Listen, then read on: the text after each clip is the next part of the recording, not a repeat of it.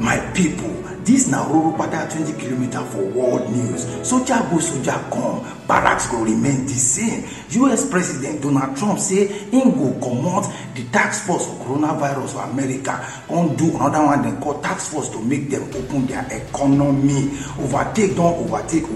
As UK don forward march pass all the country for Europe to take get more people wey don buy for this corona matter. The chairman of Nigeria Presidential Task Force for corona matter, Boss Mustapha, talk say Kano don turn to the main center of coronavirus for the northern part of the country.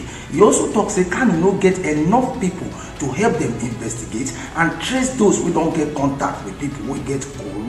The people wey dem put for isolation camp for Kwandong community for Gombe don protest their body, enter road, dey scatter, dey make mouth, say dem neglect dem, dem no take care of dem. Say this isolation don turn wahala for dem neck. Hi.